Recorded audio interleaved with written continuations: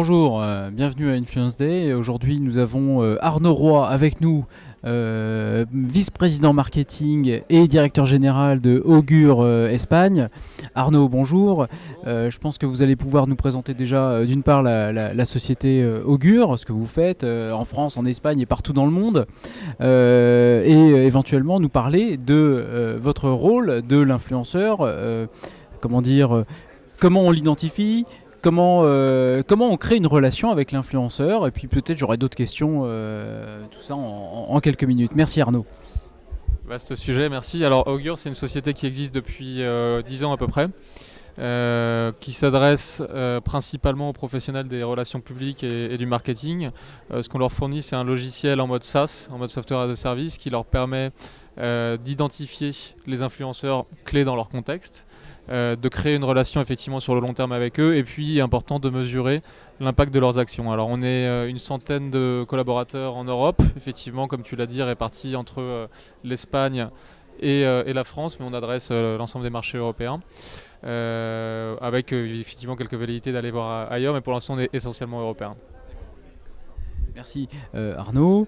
Moi j'ai une grande question, j'y connais rien à l'influence, j'y connais rien en relations publiques, relations presse, et on m'a dit tiens il faut que tu regardes sur Klout. Bon, j'ai un score Klout très bas, ça veut dire quoi? Qui doit être de 40. Je sais pas, Alors c'est pas si mal un score cloud de 40, enfin de ce que j'en sais. Maintenant c'est pas un score cloud qui définit l'influence, enfin à notre sens. Pourquoi? Parce que Score Clock déjà il est très orienté sur des espaces d'expression qui sont les réseaux sociaux. Alors c'est important, on le sait, Twitter, Facebook, etc. Mais ça ne prend pas en compte l'influence qu'on peut avoir au travers des blogs, des médias, qui pour nous, pour les leaders d'opinion, sont des espaces vraiment importants à prendre en compte. Donc vraiment la vision à 360 était importante. Et après plus important, c'est que le Score Cloud, comme tu l'as dit, tu as un score de 40. Un score absolu. Mais pourtant, on ne peut pas dire que tu as la même influence sur le sujet de la gastronomie que sur le sujet du management stratégique. Tout à fait.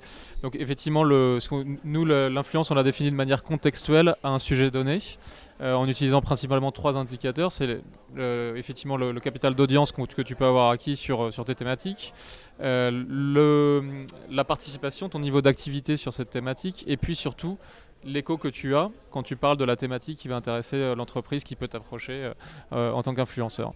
Donc un score d'influence ne doit pas être absolu, doit être contextuel à un sujet donné. Merci. Alors, j'ai peut-être une petite dernière question pour le plaisir.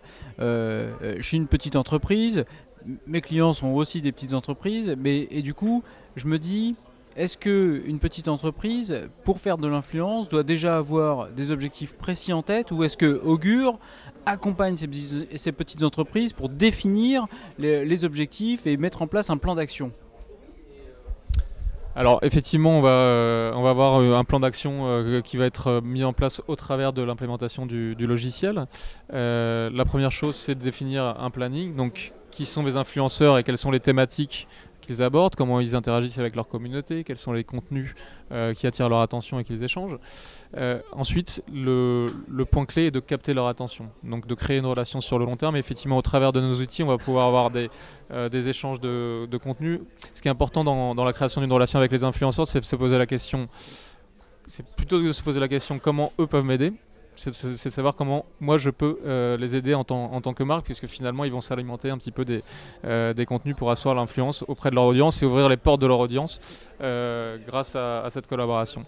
Donc au travers de la plateforme, on va pouvoir gérer l'ensemble de nos interactions sur le long terme, que ce soit des partages de contenu, des événements, des relations one-to-one, des tests produits, pour pouvoir créer cette relation sur le long terme et obtenir d'eux peut-être qu'ils deviennent des ambassadeurs de notre marque.